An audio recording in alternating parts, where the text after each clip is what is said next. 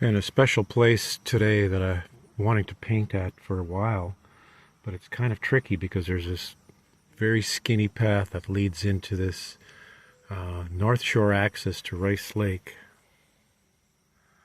You see this beautiful panoramic view here. I'm right on the shore, and this little narrow spot that I'm in is usually frequented by fishermen. So if somebody comes in behind me, I'd be blocked in. But let's see what I can do. I think I'll make a drawing first. We'll decide whether it's going to be a drawing or a painting.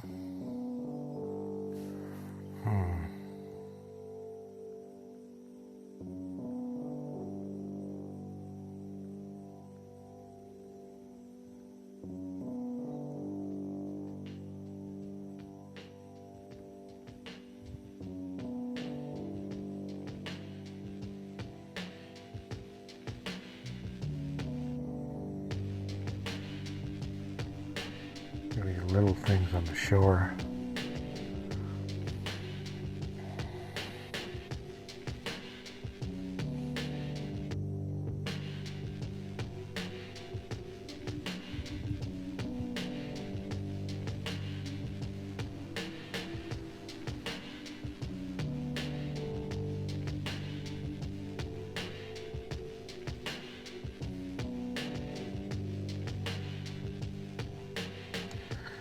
Yellow bit there.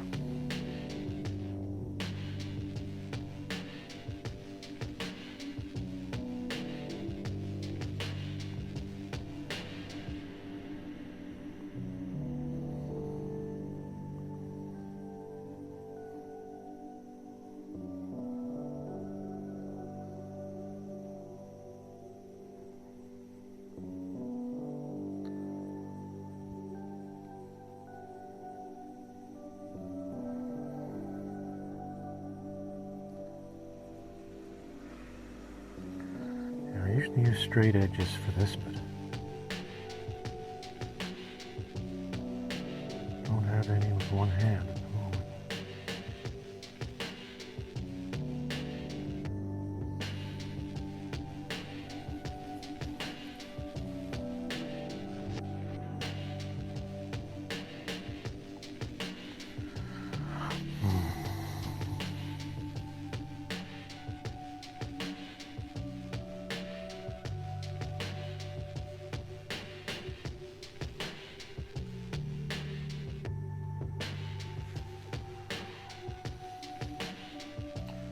Okay, that's all the drawing I'm going to do. I'm going to paint. I'm going to turn this off.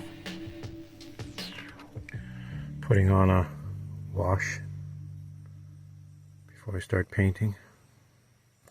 I'm varying these up a little bit. This is a little darker wash than I normally use. And a little cooler even though it's warm.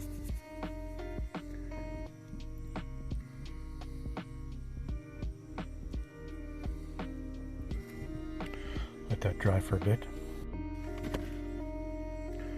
It's really hot today, the third or fourth heat wave of the season, and it's only the end of July, so it looks like it's going to be a pretty unbearable summer. I'm in the shade. It's still really hot, very still, and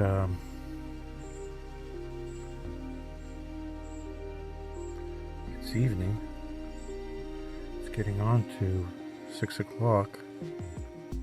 Still very hot.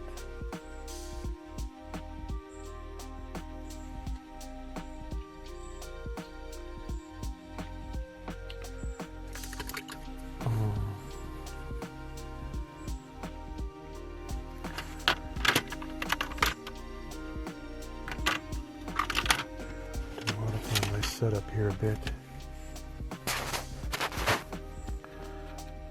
To admit, I like the way these paints look in the videos. Just nice bright colors. I'm having a little bit of difficulty reading the colors on the surface because I'm in shadow here.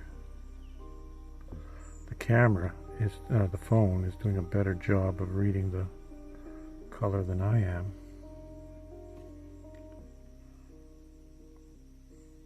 It's all right. Everything works out.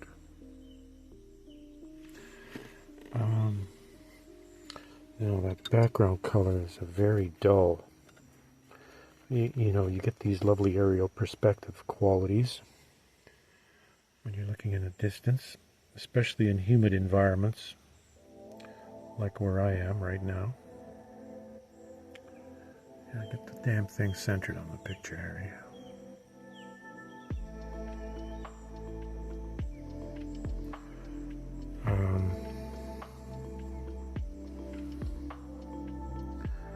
Yeah.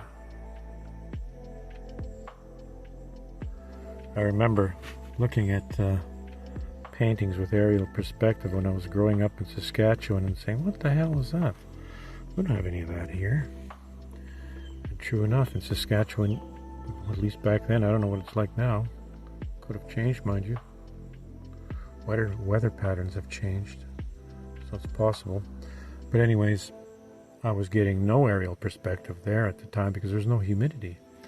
I mean, you would get some, but not really much material in the air, so the aerial perspective would be very limited. Oh Jesus, I should have put that yellow in before I...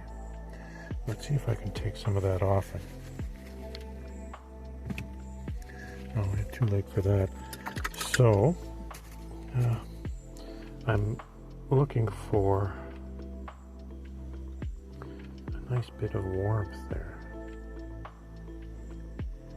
Right through here.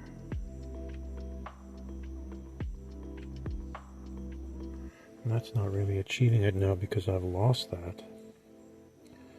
Yeah, when you're working with watercolor, put in your lights and your warms first. Don't expect to get much if you're going on top of a cool.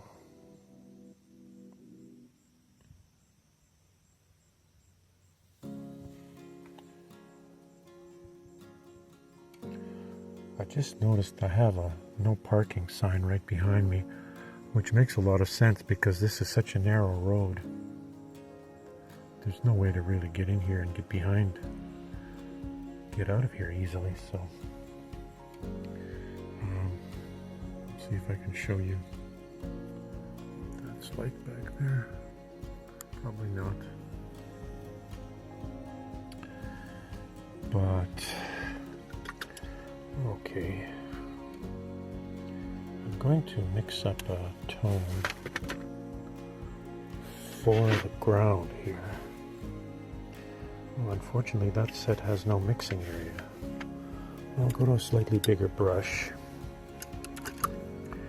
I'll use this mixing area here.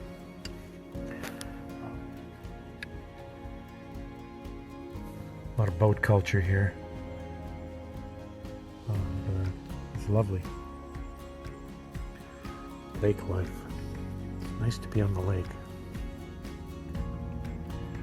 Okay, so I'm gonna mix actually. Okay, what's that like? I'll go dark.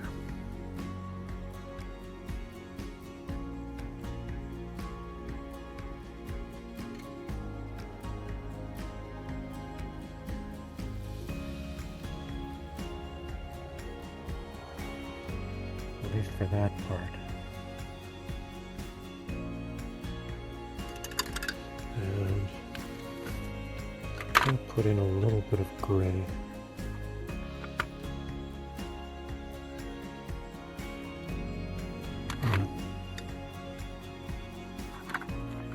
Mixing some gray for the sky here.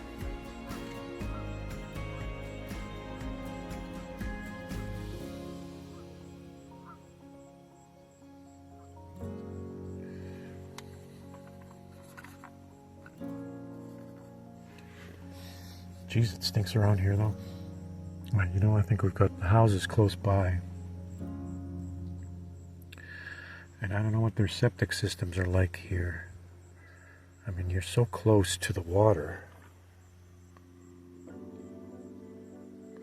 So I just caught a whiff of something that was not very pleasant.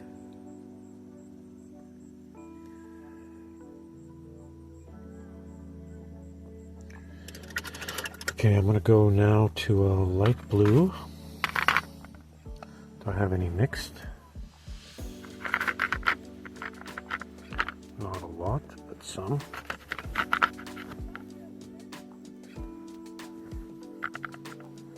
Nice voices really carry on the lake.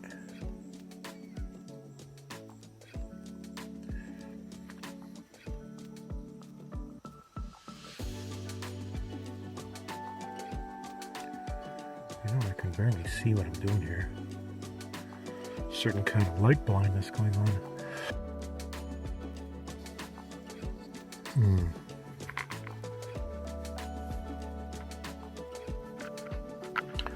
It's all part of it.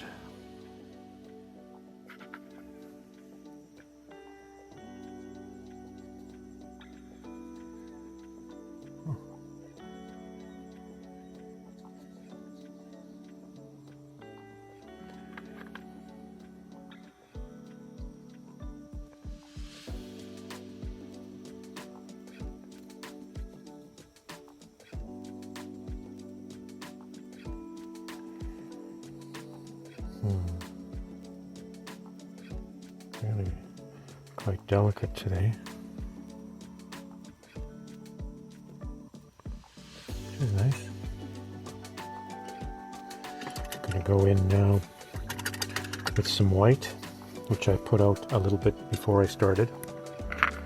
You remember from the other ones, this China white dries up quickly, comes out of the tube like this.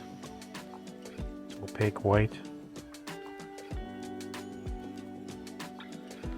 but it's a tricky color because when you're using it, it tends to dry in globs and fall off your palette. Well, I didn't say that quite right, but if it dries on your palette, it just sort of chips off, so I don't particularly like leaving it on my palette because these trays are sort of slopped and slapped around when they're drying and when they're being moved around. And Jesus Christ, get in there.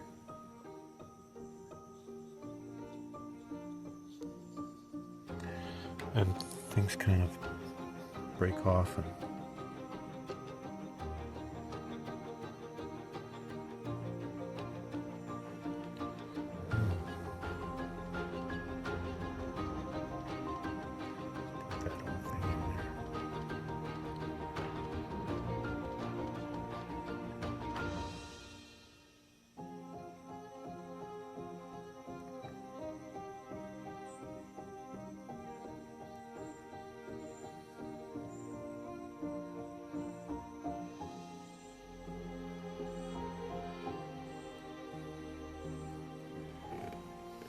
tempted to leave a lot of that.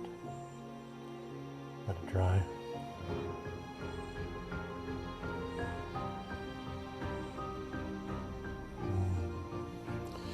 Okay, save my white by doing this. There's a lot of white in the brush.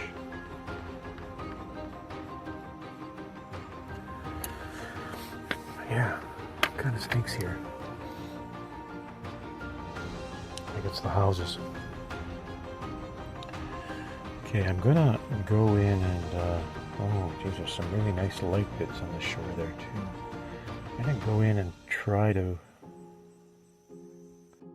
yeah, just coming in with a final few frames here. I did use my pencils just a bit, but I used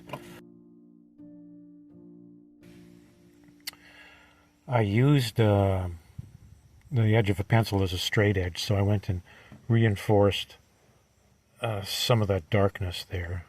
Some few strokes in here, a few very gentle strokes in the sky, a little bit of a touch there, almost nothing, and I'm going to call it done. I'm not going to do any more to it. And hopefully I'll be back to this location another time. another day. Say bye to the ducks. Let's take a view of the mess again. Time to clean it up.